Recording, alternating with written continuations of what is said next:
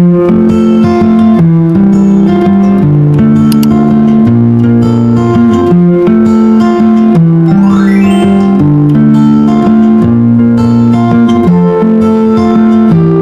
Everyone. तो thumbnail और intro देख के समझ ही गए कि मैं आज किस बारे में बात करने वाली हूँ। तो there are some points that I made and explaining in my video as well as I want to follow this. So basically मैंने एक शीट पे अपने पूरे साल का रोड मैप टाइप ऑफ बनाया, लाइक मैंने how to manage class 11th as a PCB student.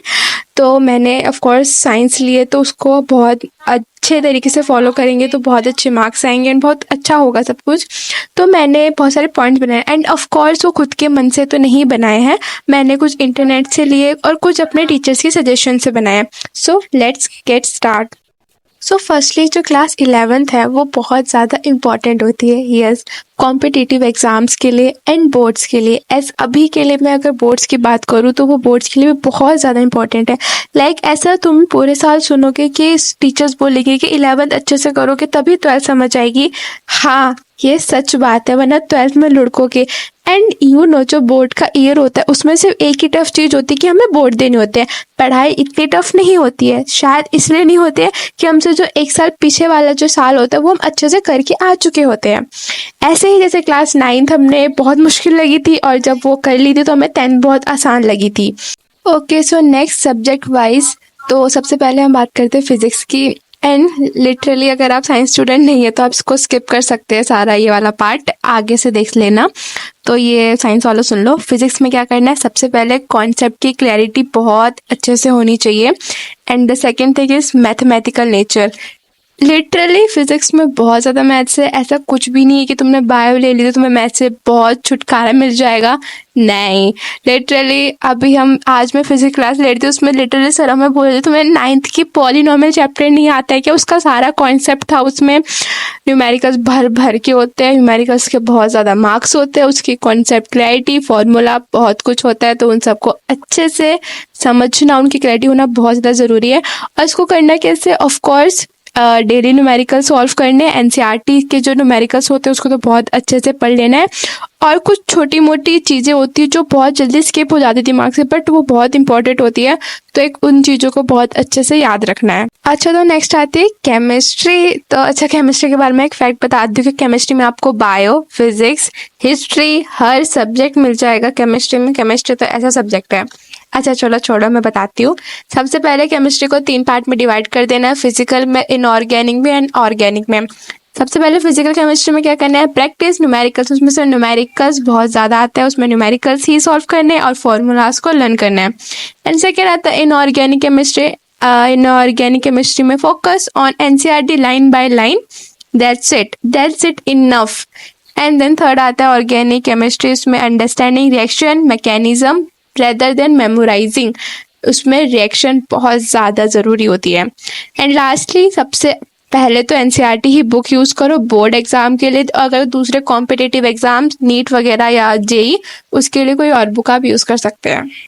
And lastly और सबकी चहेती बायोलॉजी। बायो में कुछ नहीं, नहीं ना ना को बिल्कुल नहीं, कुछ भी नहीं, एनसीईआरटी से चिपके रहो, एनसीईआरटी को ही पढ़ो एग्जाम से, NCERT best and your handmade notes, that's it. Flow chart बनाना है, डायग्राम बनाना है, डेली याद करना है क्योंकि वो बहुत ज़्यादा थ्योरी बेस्ड सब्जेक्ट होता है। बस भाई, repetition revision is the key of learning biology. Okay, so या हो चुका है मेरा ये सब, मतलब जो भी मैंने ज्ञान दिया वो सबका ख़त्म। एंड हाँ, मैं और कुछ भी बता सकती थी, मेरे और भी लिखा है, बट और मैं जब बताऊंगी अगर आपको इन रियलिटी में नीड होगी, ऐसे मैं फालतू में आके बातें करूँ तो ज़रूरी नहीं होता ना। एंड ज़रूरी नहीं है कि साइंस का स्टूडेंट ही मेरी वीडियो देख रहा हो कि वही समझेगा मेरी सारी बातें। तो अब मैं तुम्हें कुछ अपनी ही बातें बताती हूँ जो मुझे कुछ शेयर करनी थी। ओके, तो पिछले वाली क्लिप्स में और अभी जो क्लिप चल रही है और जो आएगी क्लिप्स, उन सब में आपने एक चीज़ नोटिस करी कि मैं कितने अच्छे एंगल से वीडियोस मेरी शूट हो रही है। ये चलो इसका भी रीज़न बताती हूँ आगे चल के।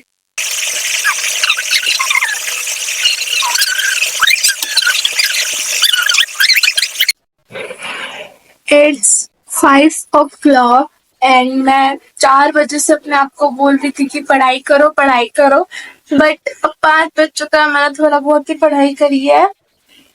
लेट्स सी मैं कब तक पढ़ पाती हूँ अब। Okay, so as you know मैं एक नई यूट्यूबर हूँ, मतलब बनी नहीं हूँ बट अपनी इस यूट्यूब जर्नी में एक स्टडी ब्लॉगर बनना चाहती हूँ।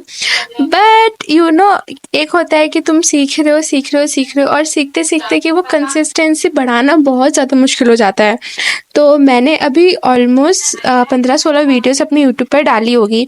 उनमें से कुछ मैंने शुरुआत की 2-4 में, जिसमें मैंने अपने आप को सीखा था कि कैसे यूट्यूब पे उतरना, कैसे बनाना, कैसे एडिट कैसे करनी है। एंड देन उसके बाद फिर मैंने कुछ फैमिली वीडियोस बनाने की कोशिश करी थी। And now I am started study vlogging, मतलब मेरा मोटिव पहले से यही था, ऐसा कुछ नहीं है। और मैंने शुरू में भी ऐसी वीडियोस ही बनाई थी, बट अब ये है कि मैं प्रॉपरली सब कुछ जान चुकी हूँ कि कैसे करना है कैसे नहीं करना है। बट हाँ, बार बार वो देख के कि हमें सिर्फ ऐसे ऐसे व्यूज़ आते, लाइक इतने सब्सक्राइबर, इतने व्यूज़, 8-9 लाइक आना, ये थोड़ा डिमोटिवेटिंग कर देता है कि क्या फ़ायदा है करने का, क्या फ़ायदा है इतनी मेहनत करने का, क्या होगा। और इस थोड़े दिनों पहले मुझे पे ये सभी क्वेश्चंस आ रहे थे। बट अगर आपको कोई और खुश करने वाला नहीं तो आप खुद को खुश करें। वो कैसे?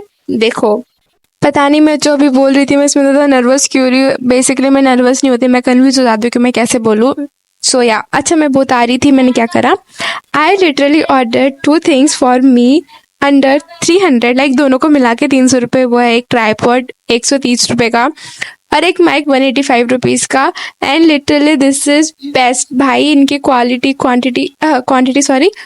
बहुत ज़्यादा अच्छी है भाई। मैंने क्यों ऑर्डर करा है? मेरे को ज़रूरत नहीं। I have only 55 subscriber. क्यों करा है? क्योंकि मुझे बहुत ज़्यादा मेहनत लगती थी, बहुत ज़्यादा टाइम लगता था। और लिटरली एक स्टूडेंट के लिए, I am just 15 years old and मैं 11वीं क्लास में पढ़ रही हूँ, मेरे लिए बहुत ज़्यादा मुश्किल हो जाता था। तो एक अच्छा एंगल जल्दी से मिल जाना और एक अच्छे से एडिटिंग हो जाना, अपनी वॉइस रिकॉर्ड करना बहुत ज़्यादा अच्छा है मेरे लिए।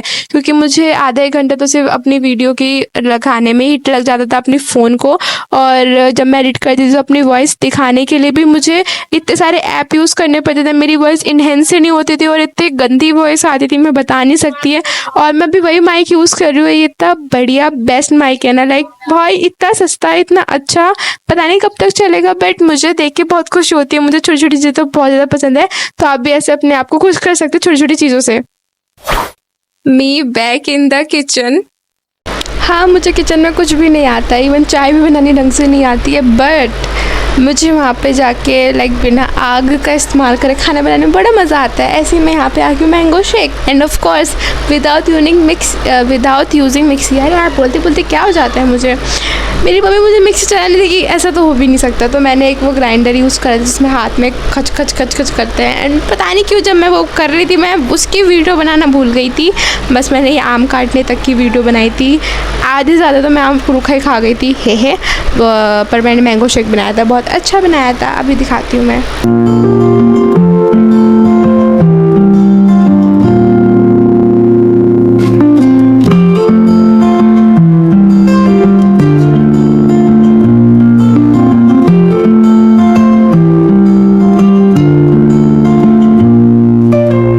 हेयर सो या मैं पूरी वीडियो में तो बहुत कुछ बोल चुकी हूँ और अब भी थोड़ा बोल लेती हूँ कि at the end of the day I really want to tell you कि मैं बस कोशिश कर रही हूँ अपनी अच्छी वीडियोस को बनाने का, हर एक वीडियो में इम्प्रूवमेंट लाने का। भले से कुछ रिस्पॉन्स अच्छा ना मिले बट कोशिश यही रहेगी कि जो आएगी या जो वीडियो बना रही हूँ जिस पर मेहनत कर रही हूँ वो वीडियो बहुत अच्छी बने, उस पर अच्छी एडिटिंग हो और अच्छे से हर चीज़ एक्सप्लेन कर पाऊँ, बोलना अच्छे से सीख पाऊँ। Everything will go well and I will feel good, motivated and supported.